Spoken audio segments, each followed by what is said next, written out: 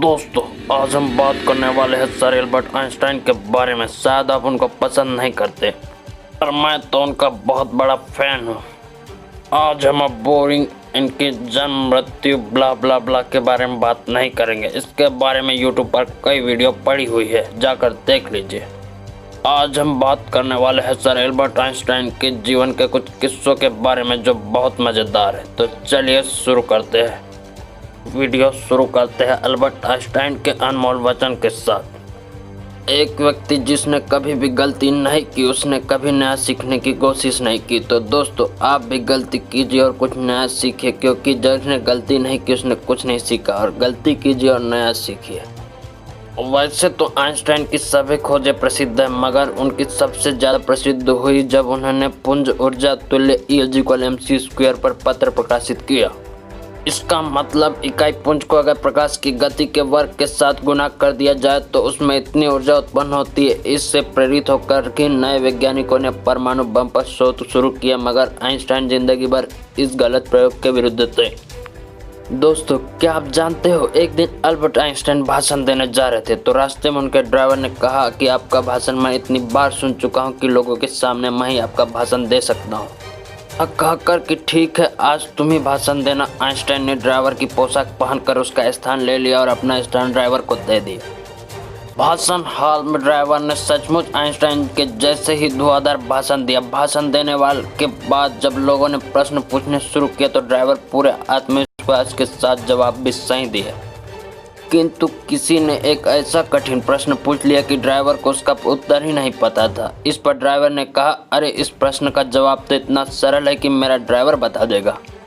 ऐसा कहकर उसने ड्राइवर वाली पोशाक पहने आइंस्टाइन को जवाब देने के लिए खड़ा कर दिया।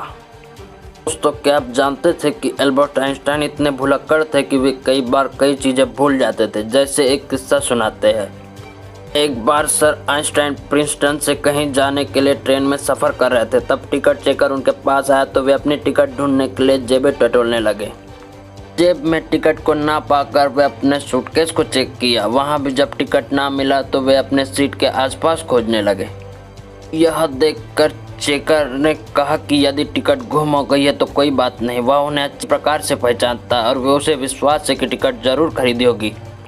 चेकर जब बोगी के सभी लोगों का टिकट चेक करके वापस जा रहा था, तब उसने देखा कि आइंस्टाइन अपनी सीट के नीचे टिकट ढूंढ रहे। तब चेकर ने फिर उन्हें कहा कि वे टिकट के लिए परेशान ना हो, उनसे टिकट नहीं मांगा जाएगा। चेकर की बातें सुनकर आइंस्टाइन ने कहा, पर टिकट के बिना मुझे पता कैसे चलेगा कि मैं कहाँ जा रहा हूँ। है ना मज़ेदार।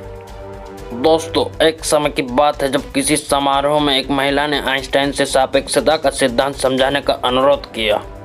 तब आइंस्टाइन ने कहा, मैडम, एक बार मैं देहात में अपने अंधे मित्र के साथ घूमने जा रहा था और मैंने उससे कहा कि मुझे दूध पीने की इच्छा हो रही है। दूध? मेरे मित्र ने कहा, पीना तो मैं समझता हूँ, लेकिन दूध क्या होता है? दूध एक सफ़ेद द्रव होता है, मैंने जवाब दिया।